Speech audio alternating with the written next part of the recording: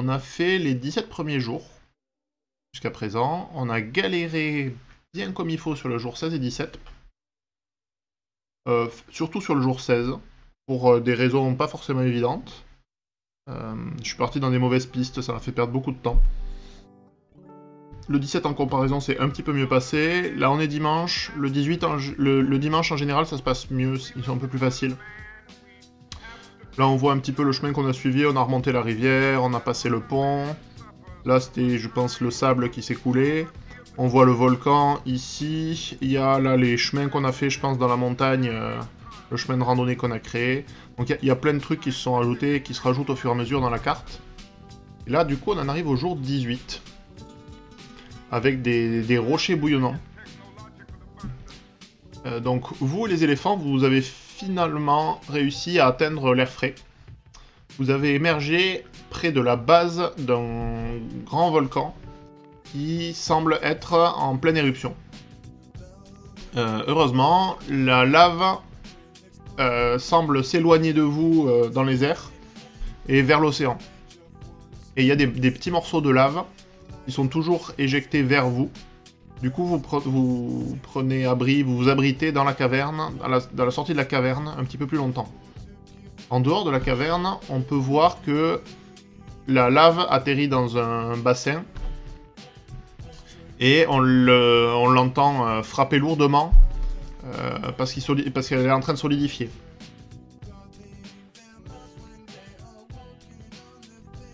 Alors, ça dépend des composants spécifiques qu'il y a dans la lave et de la vitesse à laquelle elle refroidit.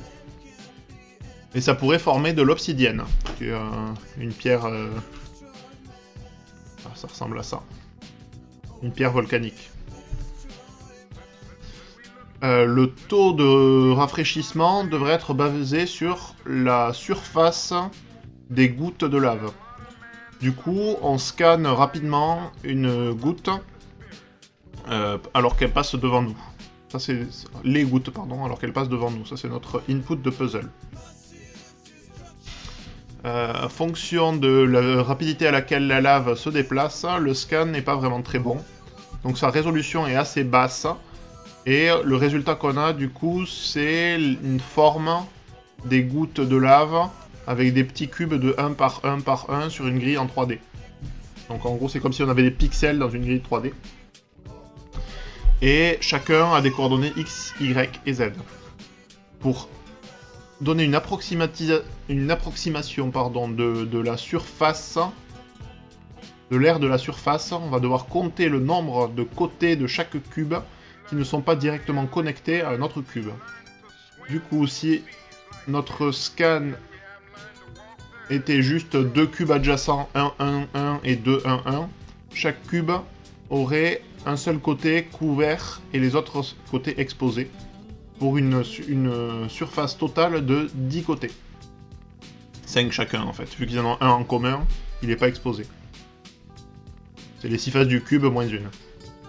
Du coup là on a un exemple, un cas de base. Dans l'exemple ci-dessus, après avoir compté toutes les faces qui étaient connectées, la surface totale est de 64, donc ça va être notre jeu de test. Et il faut le faire sur notre input. Donc la partie 1 a l'air très facile. Je pense que ça devrait aller très vite. Should count. C'est la surface, mais... lava surface, on va appeler ça.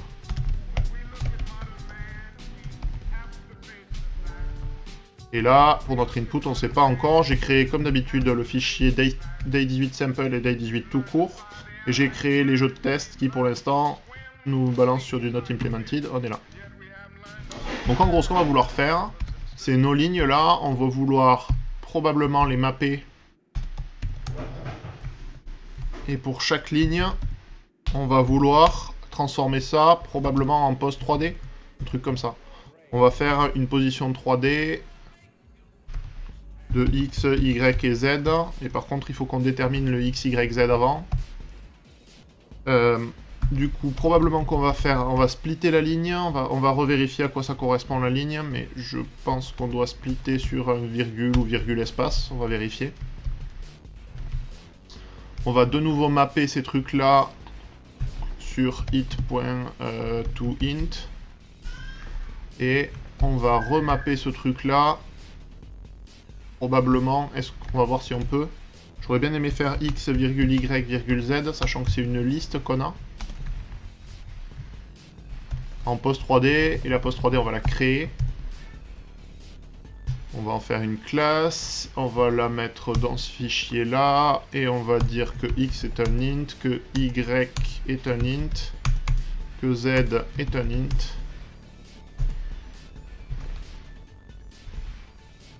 Ok, là il doit pas voir que c'est un tuple.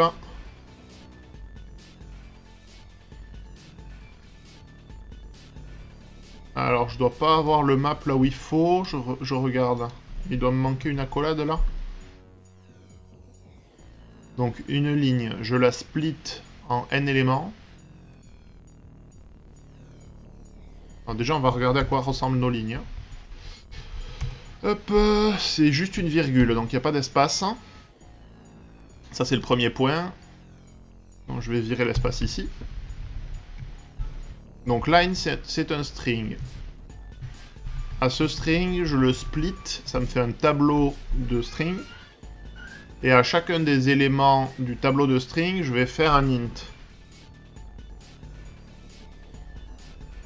Et je vais mapper ce truc là. Alors c'est ça qui marche pas, c'est dommage. Hein. J'aurais bien aimé pouvoir le déstructurer directement. Donc là, on va dire positions ou chords. Et là, on va être obligé de rajouter une ligne qui dit val x, virgule y, virgule z égale chords. Est-ce qu'il lui va pas? Pourquoi il pense que c'est un int là? Ah, parce que je remappe chacun des éléments. En fait, c'est l'inverse. C'est ça et pas là. Et du coup, là, je dois pouvoir les décomposer comme je voulais le faire juste avant. Comme ça.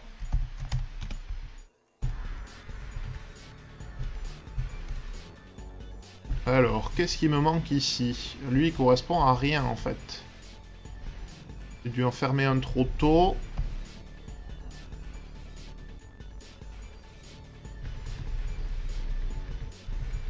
J'ai pas besoin de cette parenthèse, c'est ça? Ça, si je le mets dans une variable, on va dire que c'est les positions ou les... ouais, positions, droplets. On appelle ça comme on veut. Ou lava. C'est du droplets, j'aime bien. C'est des petites gouttes. Ok. Ça, par contre, on va le transformer en 7. Et là, alors... On va regarder vite fait, mais à mon avis... Combien on en a? On en a 3000. Donc on peut facilement faire du O de N2, on sera pas trop emmerdé. Donc je pense qu'on va juste itérer sur chaque.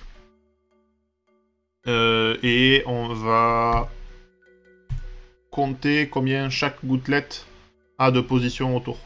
Donc en gros, là on va faire un droplet, on va prendre les droplets. Et on va faire un sum of de it point, alors de 6 moins, on va faire même mieux, ici on va faire un droplets point,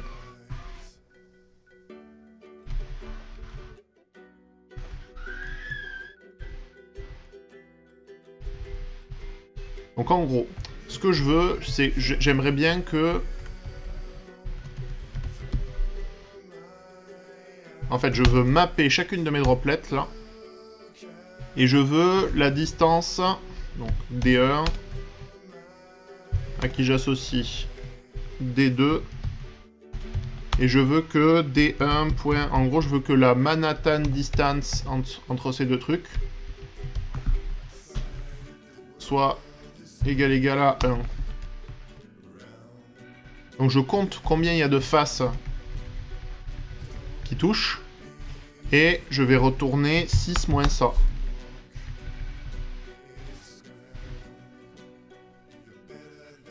Et du coup, le Manhattan, on va la créer. Donc on va faire une fonction dans la post 3D là qu'on va appeler Manhattan. On va l'appeler Other. C'est une post 3D, ça va retourner un int. Et donc la distance de Manhattan, comme chacun sait, c'est la la somme des valeurs absolues, les différences de coordonnées. Du coup, ça va faire x moins other.x, la valeur absolue de ça.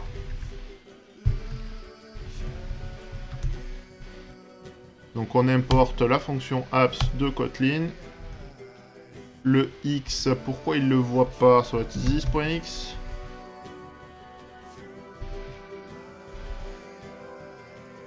Et un point self. Non, c'est this normalement. Pourquoi il me voit pas this.x? Ah, pardon. Ça, c'est pas une classe, c'est une data class. Et ça, c'est des vals. On veut les exposer en fait. Et les rendre non mutables. Du coup, je dois pouvoir mettre juste x, other.x, et on va sommer ça avec pareil sur y et sur z. Donc je vais bêtement copier-coller z, z, y et y. Bête et méchant. Donc distance de Manhattan. Et en fait, je veux récupérer pour chaque gouttelette, en fait, combien elle a de faces non jointes. Donc c'est 6. Moins. Voilà, c'est pas map. C'est. Pareil, c'est un count. On veut compter celle dont la distance est de 1. Et probablement qu'on veut return ça. On va lancer les tests. Donc la première ligne, je fais un set pour pouvoir faire des contains, mais on s'en fout des contains, donc c'est pas grave. Donc ça marche sur l'exemple, et du coup notre solution ça va être celle-là, 4390, qu'on va aller soumettre de suite. Et on va pouvoir passer à la partie 2. J'y crois assez. Ok. Partie 2, c'est là que ça devrait se corser assez drôlement. Il y a quelque chose qui semble à côté de la plaque à propos de votre calcul. Le taux de rafraîchissement dépend de la surface extérieure, mais votre calcul inclut aussi les surfaces des pochettes, des poches d'air qui sont emprisonnées dans une goutte de lave. À la place, il faut aussi considérer uniquement les faces des cubes qui peuvent être atteints depuis l'eau. Ok.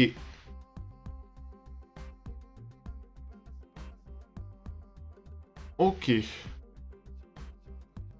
Donc en gros, on devrait trouver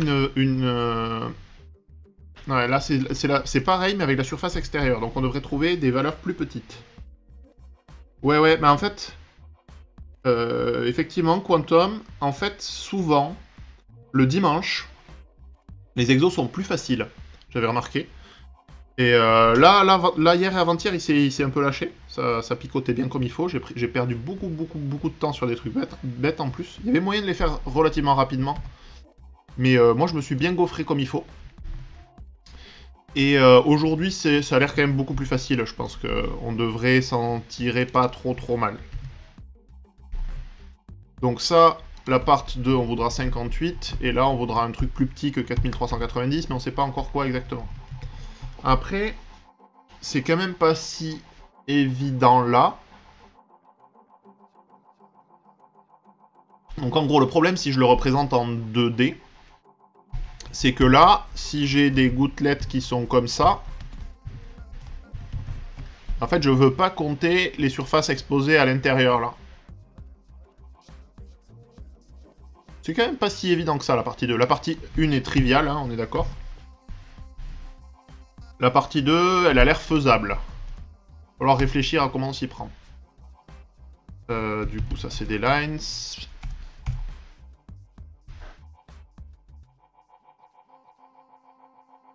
Donc, il y a plein de façons de voir la chose. Celui d'hier, j'ai un peu galéré, mais le jour 16, j'ai pas réussi à finir le jour même. Moi aussi. Ah ouais, 12 heures. Je pense que j'ai mis... Ah bah alors c'est facile à voir, en fait, je viens de les uploader. On va les vérifier. Combien de temps j'ai mis. Hop. Truc comme ça. Truc comme ça. Tac, tac, tac. Pas du tout. C'est le studio, peu importe, on s'en fout. Mais j'ai mis, je pense, bien 4 heures. Ouais, j'ai mis 4h20. C'est violent, hein. 4h20, j'y ai passé. Alors après, je suis parti sur des solutions un peu... pas très efficaces. J'ai fini avec un truc qui me convenait, mais que je retravaillerai pour le faire plus rapide, parce que ça me plaisait pas. Et celui d'hier, par contre, j'ai galéré un peu parce que j'avais des erreurs, des off by one error, hein, en gros. J'ai mis un petit peu de temps à le retrouver, mais j'ai fini par m'en sortir. Voilà l'idée. Donc, si on reprend celui d'aujourd'hui, la partie un peu tordue, ça va être d'identifier l'intérieur des poches. 49 secondes, c'est pas mal, peut mieux faire encore.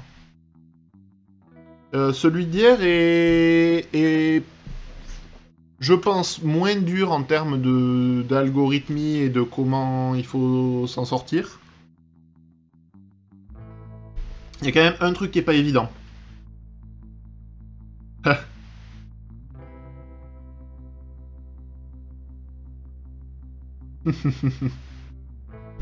Ouais, la partie 2 d'hier, après, disons que c'est tellement gros. C'est tellement gros que tu sais qu'il faut feinter, quoi. Ouais, moi j'ai perdu un temps fou et au final, il a fallu que je dorme dessus pour trouver une autre solution, en fait. Parce que celle que j'essayais de mettre en place, c'était juste trop lent. Et même ma solution est trop lente, il faudrait que je la retravaille. Mais non, c'était intéressant. J'ai bien aimé. Ouais, pareil. Il y a des trucs cons sur lesquels j'ai perdu du temps hier, mais au final, bon, ça a fini par bien se mettre. Donc je me demande s'il faut que je fasse d'abord la partie 1 et qu'après j'essaie d'identifier les trucs internes, ou alors que je fasse des groupements de droplets et que j'essaie de voir les trucs qui sont accessibles depuis l'extérieur. Je sais pas trop.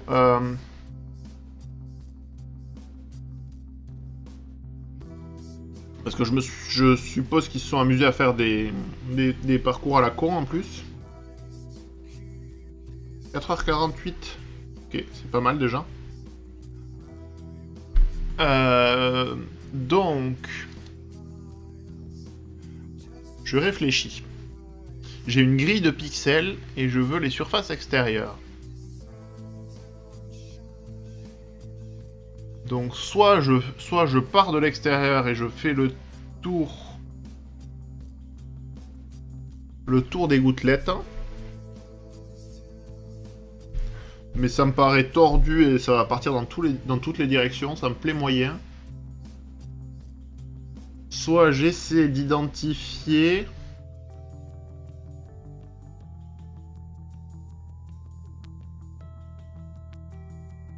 Je réfléchis.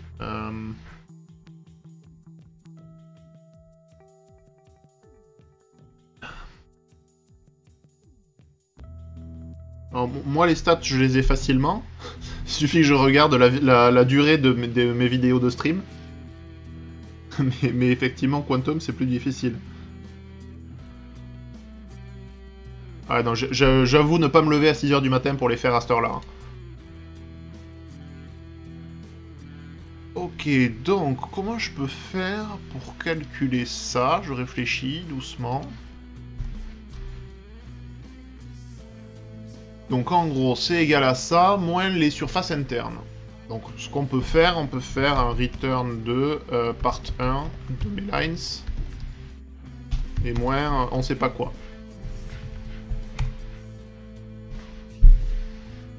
Donc là, c'est toutes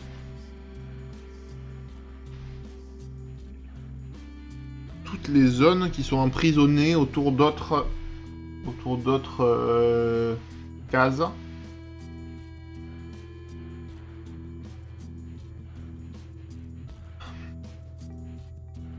Les insomnies, c'est pas évident. Moi, il fut un temps, j'avais le petit qui me levait à 5h, 5h30, du coup j'avais un petit peu de temps pour moi le matin. Mais c'est plus le cas. Je réfléchis. Comment je vais pouvoir identifier les zones à l'intérieur? Est-ce que je peux pas le faire négativement.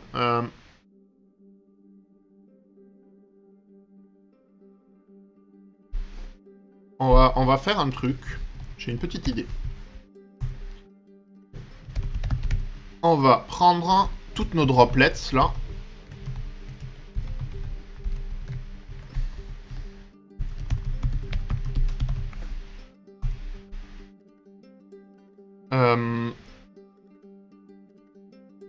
On va prendre hit.x. Donc, en gros, on prend les droplets. On va lister les x. On va faire pareil pour les y et on va faire pareil pour les z. Et je vais expliquer ce que je cherche à faire.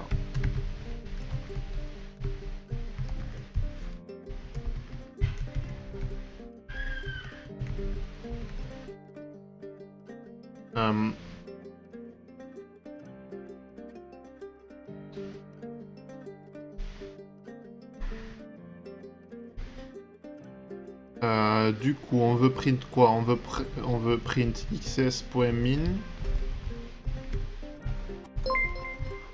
Donc on va dire minx égale à xs.min avec un dollar. Alors merci pour le follow Quantum.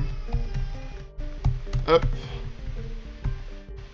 Et bienvenue à toi. Comme tu te doutes, je le stream tous les jours en ce moment. MaxX plutôt. Et on va afficher x6.max. Avec les accolades, ça sera mieux. Et avec un x ici, ça sera mieux aussi. Donc on affiche les min-x. On va faire pareil pour min-y, min-z. YZ. Ici, ça sera Y et les Z. Ici, Y, Z, Z et Y. Donc ça, c'est juste par curiosité. Je veux savoir, dans le cas d'exemple et dans le cas complet, combien de temps ça me prend. Combien de temps ça me prend. Quelle est la taille de la grille, en fait, dans l'idée. Est-ce qu'elles sont très éloignées, mes gouttes ou pas? Ça va m'aider à réfléchir à si je peux accéder depuis l'extérieur. Ou... Exactement, c'est la bounding box de toutes les gouttelettes. Donc je vais lancer le cas complet. Je pourrais lancer que la partie 2 en fait, parce qu'on va pas changer le code qu'on a fait pour la partie 1. Pourquoi il m'a pas lancé la partie 2? Ça c'est une autre question. J'ai dû cliquer sur la partie 1, c'est pas grave.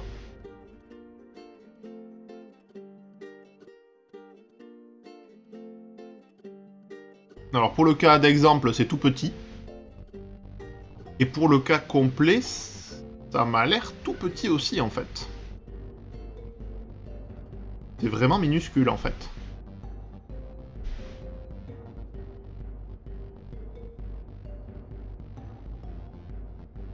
Ah, c'est marrant ça. Donc ça peut nous aider.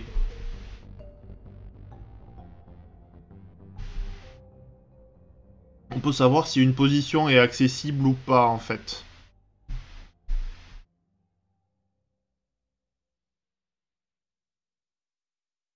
Et du coup, on doit pouvoir calculer les positions inaccessibles. Et du coup, depuis une position inaccessible, lister toutes celles qui le sont. En fait, on pourrait lister toutes les positions inaccessibles et calculer leur zone exposée et enlever ça de la grande. Ok, donc ça c'est faisable. Ça c'est faisable. Parce qu'en plus, l'itération là, c'est du 20 par 20 par 20. On va pas aller taper bien loin. Hein. Ça se compte en milliers. Et on a déjà le set des positions existantes, du coup ça va être relativement facile.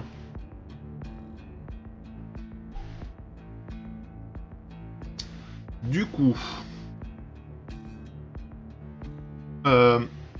donc on a eu 800 positions, un peu plus, à vérifier. Donc ça, je pense qu'on a bien fait de garder ces valeurs-là. Elles vont nous servir parce qu'on va itérer dessus.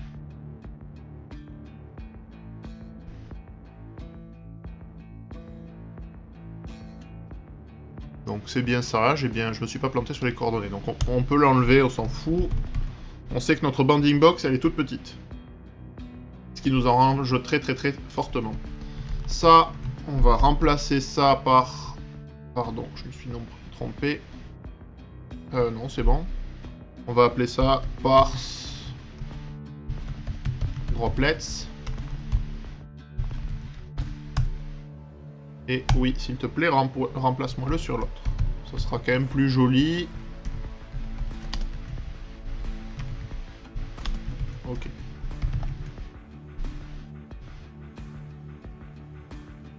Je suis parti sur une solution compliquée en me disant que la taille de l'input allait rendre une solution naïve difficile, mais j'avais pas regardé la taille de l'input. Effectivement, en regardant, c'est quand même très restreint. Hein. Et donc du coup, on peut faire bêtement un plus court chemin, enfin, ou lister toutes les positions qui sont accessibles en fait. Je crois qu'on va faire un truc comme ça. Donc probablement qu'on va partir de x6-1. Et puis j'ai changé de stratégie parce que j'arrivais pas à débugger ma solution compliquée.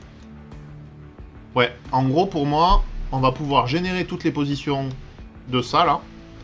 On va pouvoir virer toutes celles qui sont dans les droplets et virer toutes celles qui sont accessibles depuis l'extérieur.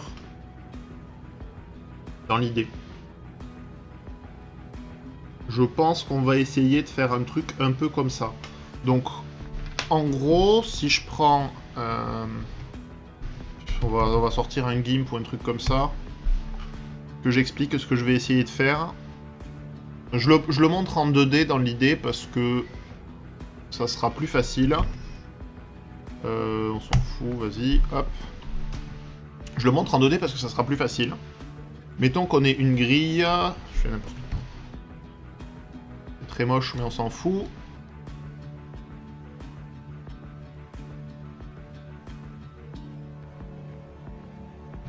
Donc, et mettons que j'ai toutes ces cases là. On va faire ça quand même un peu plus propre. On va monter la taille du truc. Peut-être pas autant. Donc en gros, mettons que j'ai ces cases là qui soient pleines. Et que ma grille, elle s'arrête. Que ma grille, en fait, en vrai, elle s'arrête avant. Donc elle s'arrête là, mettons. Sur ces bordures-là. En fait, je vais partir d'une position à l'extérieur, mettons celle-là. Et je vais calculer toutes les positions accessibles depuis ici. Donc il y aura tout ça, tout ça, tout ça, que je vais pouvoir virer. Et potentiellement, s'il y en avait là, j'irai chercher à l'intérieur. Et en fait, celle-là, elle n'aura pas été parcourue. Donc je vais refaire l'équivalent de ce qu'on a fait sur la partie 1 sur les cases non parcourues comme celle-là. Et du coup, on aura exactement lesquels sont accessibles ou pas. Donc c'est ça, on va partir d'une case avant et on va finir une case après, pour être sûr. Du coup, ce qu'on va faire, en fait, on va prendre la position initiale. Et on va la coller, genre, en x6.min.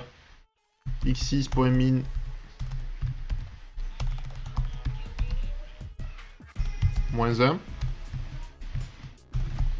On va en faire une position. Hein. Pose 3D du coup.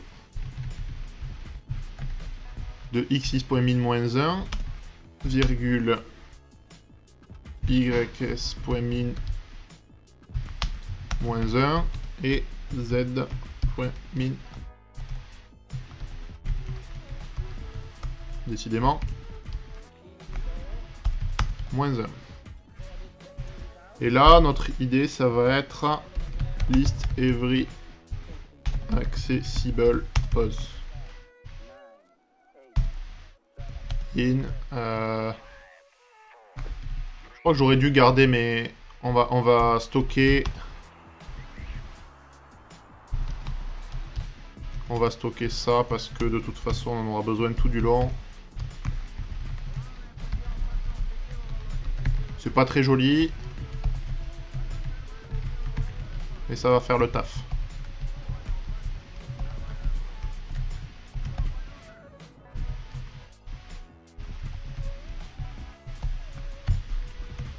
Hop, hop. Y, max, raté, Y, min Z et max Z. C'est un peu chiant.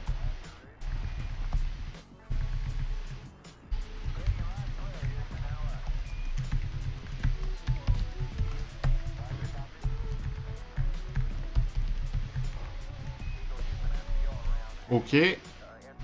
Moi j'ai essayé de faire un float fill sur la surface, puis d'additionner les surfaces de volume positif.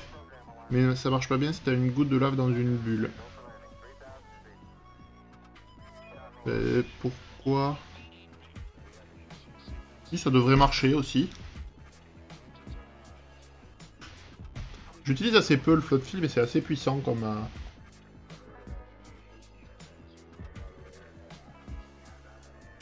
Parce que la goutte a une surface positive. Ok. En fait, si tu fais un float fill depuis l'extérieur, tu peux quand même lister toutes celles qui n'ont pas été fill par ton float. C'est un peu ce que je fais là, hein. Sauf que je le fais manuellement comme un bourrin, mais... Donc, dans ces cas-là, en général, ce que je fais une liste que j'appelle toVisit, dans laquelle je mets l'init pos, et je fais un set que j'appelle visited en général, qui est un set of de position là. Pour l'instant on le met vide, mais c'est des posts 3D que j'aurai dedans. Et après je fais un while toVisit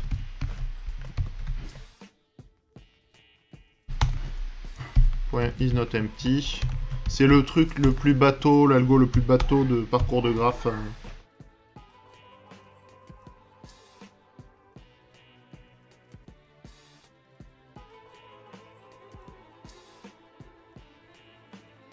Ouais, c'est l'idée justement de pas rentrer dans les bulles, ouais. Pour pouvoir lister justement partout où je suis pas rentré, ouais.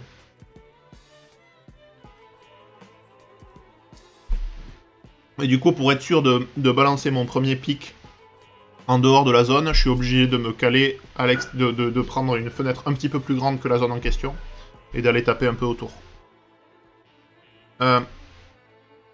Du coup, là, on va prendre val first égale toVisit.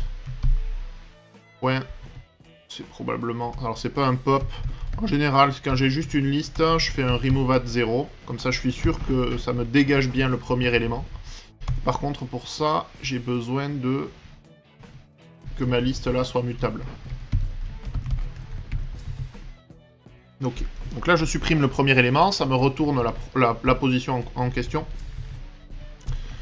Ici, if visited .tb, ce qui m'a fait point contains de mon first. Je peux appeler ça pause, hein. Ce sera plus parlant. Alors, dans ce cas-là, on fait rien. On skip l'élément, on passe à la boucle suivante. Ici, on va rajouter systématiquement de pos. Donc pareil, je ne l'ai pas rendu mutable, ce qui est un peu idiot. Donc je le rends mutable pour pouvoir y rajouter ma position.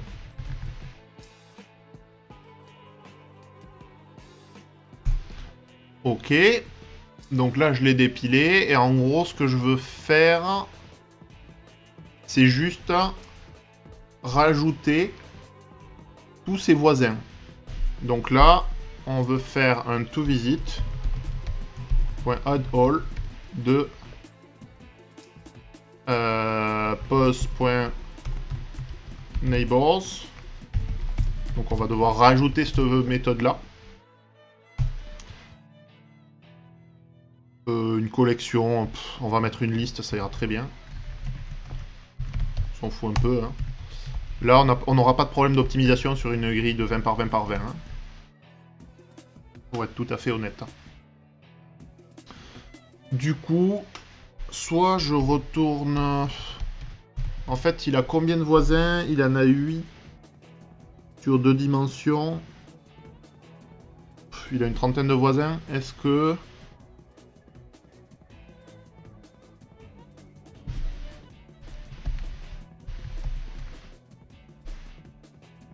On peut faire un truc genre...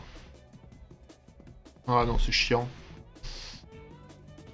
En gros, je pourrais faire un -1 à 1, systématiquement. Flat mapper ça avec -1, point 1. Reflat mapper.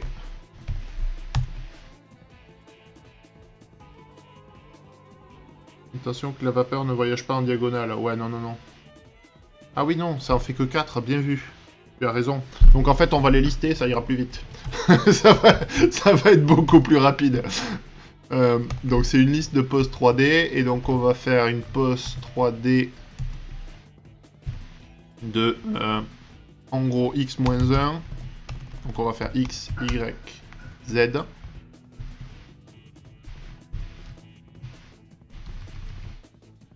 Du coup, je crois qu'il n'y en a que 6.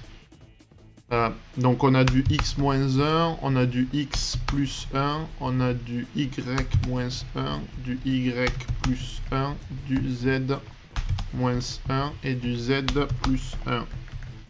Je crois qu'il y a que celle-là en fait.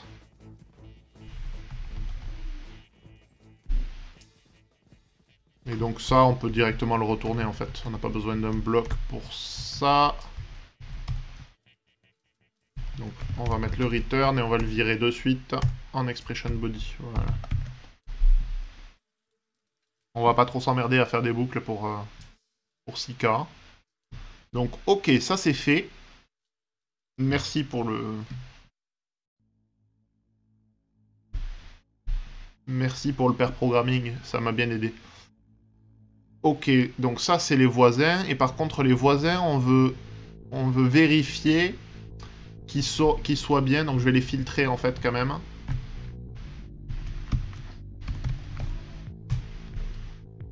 Donc on veut que la valeur en x soit supérieure ou égale à min-x moins 1.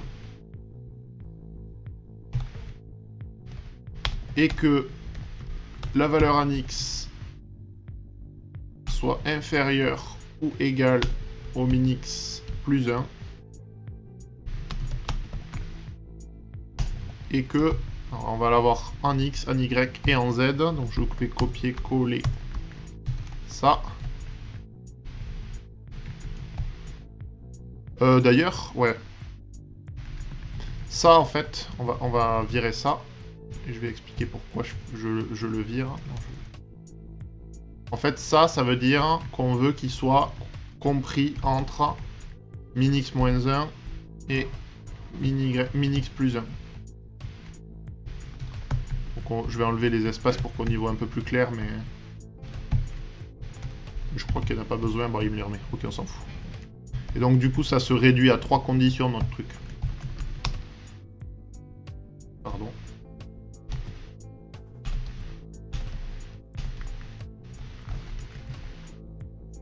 Ok, donc là, ça sera le Y, qui sera entre le min-Y et le max... Ah, je me suis trompé, c'est des max à droite. Je vais le faire juste après. Z entre le min-Z et le max Z plus 1. Donc là, c'est des max. Chaque fois, à droite, c'est un max. Et ici aussi... Non, c'est l'autre. C'est celui-là.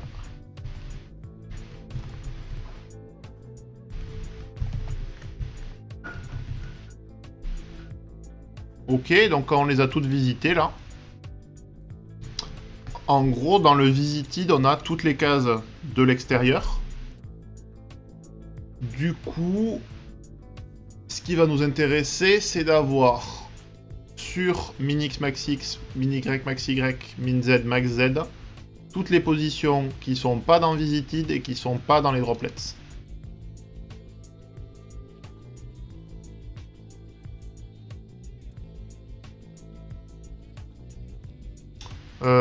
Je vais pas extraire une méthode parce que j'ai trop de trucs qu'il faudrait que je passe.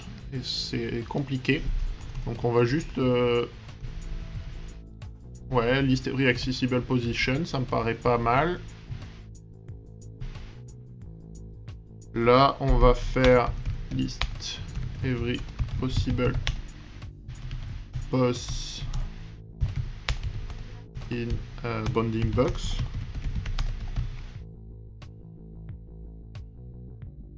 Du coup, dans la bounding box, c'est juste de min-x à max-x. C'est là où je vais flat mapper x avec min-y jusqu'à max y. On va reflat mapper avec x, donc là c'est y, et on veut du min z jusqu'à max z, et on veut mapper ça, le z vers os 3D de x, y, z.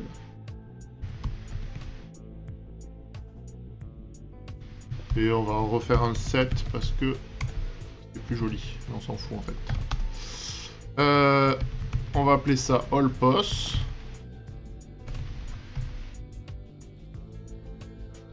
Et là on veut calculer les... On veut calculer les positions qui sont encapsulées. Je sais pas comment ils ont appelé ça. Ça on en a plus trop besoin. C'est juste pour expliquer ma magouille. Et donc on veut...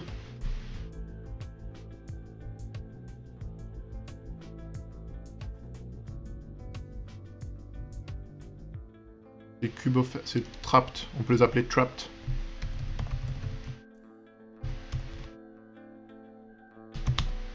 Donc c'est les all pos. On va intersect ça, mais c'est pas une union, c'est pas une intersection, je crois que c'est juste un subtract. Donc on va subtract toutes les visited et on va... Alors je sais pas si ça retourne la si ça le fait en live ou si ça redonne un itérable. Ça redonne un set. Et donc on va subtract toutes les droplets. Ok. Donc là on a la liste de toutes les positions qui sont à l'intérieur. Et donc ce qu'on va vouloir retourner, c'est bien le part 1 moins la somme des droplets machin, mais sur les trapped. Donc ça probablement qu'on peut l'extraire dans une méthode. Ça là. Qu'on va appeler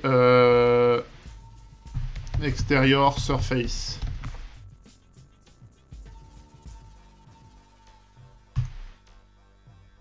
Ah! J'espère qu'il n'y a pas des gouttelettes emprisonnées à l'intérieur des gouttelettes, parce que sinon ça va être moins drôle. Parce qu'en fait, ça serait possible, techniquement. On pourrait avoir un truc comme ça, là.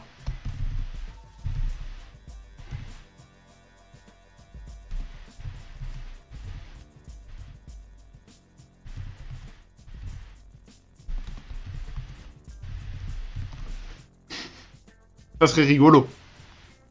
Faut bien avouer que ça serait rigolo. Qui s'amuse à mettre une goutte à l'intérieur d'une goutte. On va voir si on se fait bananer comme ça ou si on a quasiment la solution. C'est ça le cas qui pète avec ta première approche? Ah ouais? Ah ouais, d'accord. Et avec la mienne... Mais on va voir. Peut-être que ça suffit pas, mais on aura déjà bien avancé quand même.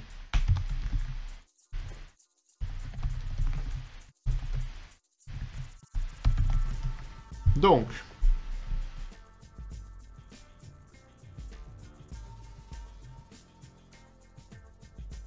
Ah. J'en ai trouvé aucune qui est trapped.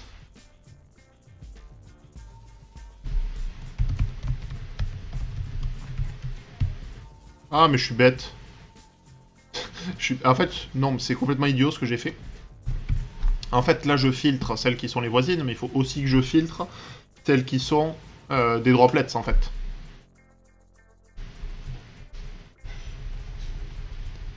Parce que c'est malin, c'est marrant ce que je fais, mais à un moment donné, ça peut pas marcher comme ça. Donc on va rajouter un filter ici. On veut pas que les droplets le contiennent.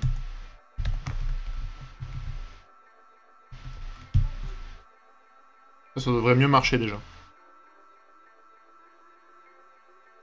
Ah oui, je me suis bien gaufré quelque part quand même. Hein. Donc...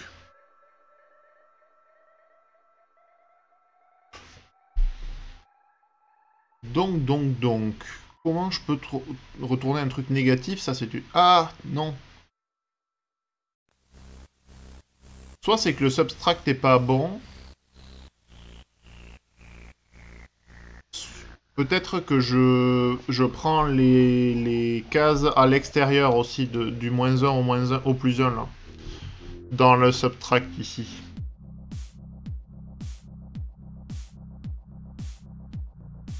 Pourtant, hein.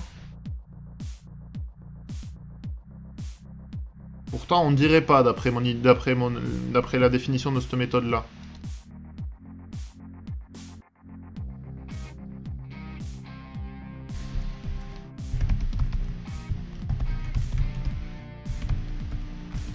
On va juste print les sizes des 3 trucs là.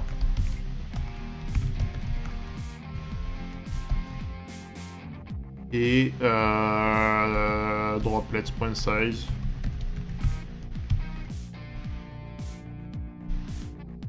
Bon, ça va être un truc bête hein, qui me reste. On va voir ça.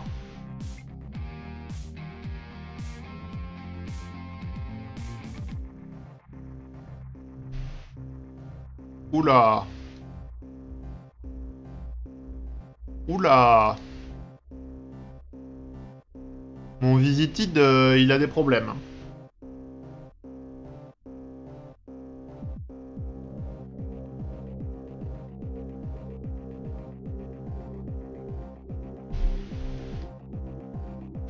Donc, on retourne systématiquement une liste de 8.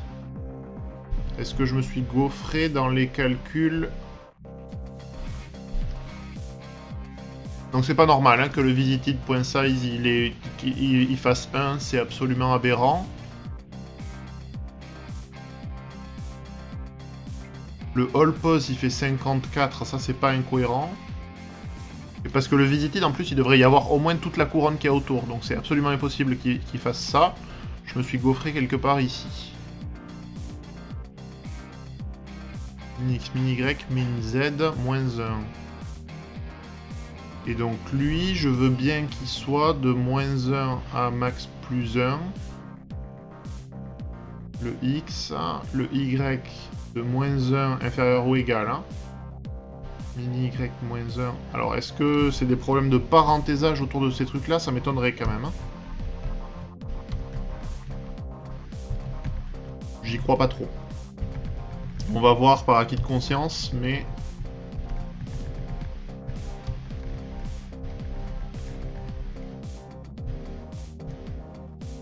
Raté, c'est pas là.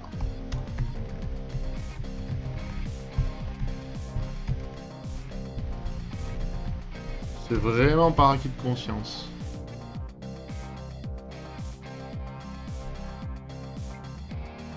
C'est pas ça, hein. Ah, c'est l'inverse, c'est not contains. Négation sur ma... Ouais, c'est ça. Ok, donc là j'ai le bon sample, et l'input, on va tester, hein, mais il est probable que ce soit ça. Ok, bon, bah, petite erreur bête. Hein. Une négation sur la condition. Ok, bah on est bon. Effectivement, c'était beaucoup plus simple aujourd'hui. Ça a un petit peu avancé, on voit la petite mare là dans laquelle tombaient les gouttelettes, j'imagine. En plus, ce que tu peux faire aussi, c'est calculer la surface du truc que tu viens de remplir et soustraire la surface extérieure du cuboïde.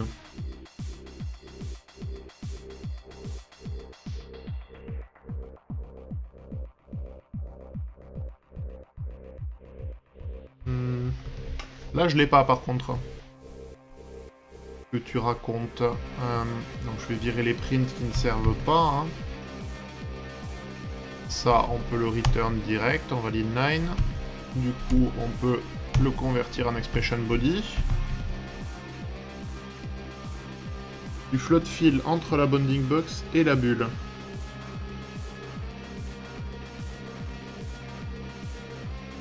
Float fill entre la bounding box. Oui, oui, tout à fait.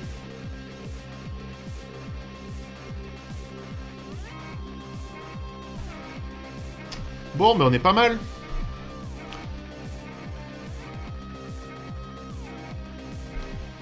On va continuer à enlever des lignes parce que j'aime bien. Bébé, je veux juste que tu me vires le return. Merci. Ok, donc c'est la surface extérieure des droplets. La surface extérieure, la méthode est toute bête. On va descendre la méthode ici. Et ici... Alors le problème là, c'est qu'on a tous les Minix et Maxix à passer, donc je me sens mal de les passer à l'intérieur de ça. Parce qu'on en a besoin ici aussi. Bon, ça va, ça reste lisible quand même. Hein.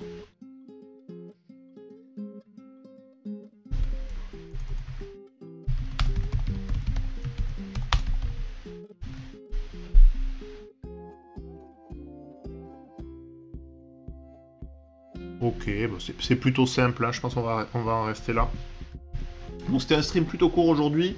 On est dimanche, je vais en profiter plutôt d'enchaîner sur les exos sponsors. Si vous vous ennuyez, il y a plein de trucs, je vous le montre vite fait. Celui-là, je me suis cassé les dents dessus. Donc la plupart, c'est des trucs qu'il y a dans les sponsors, là. Il y a des trucs cachés. Ils ont sûrement dû en rajouter depuis la dernière fois où j'ai regardé, mais en parcourant un peu, il y a celui-là qui me semble louche.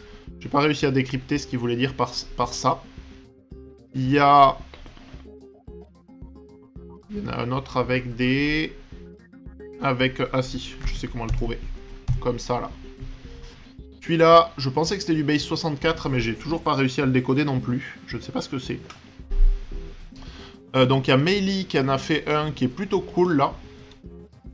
Avec des enfants à qui il faut aller livrer les cadeaux dans un arbre, avec des directions gauche ou droite, etc. Donc celui-là, il est assez rigolo.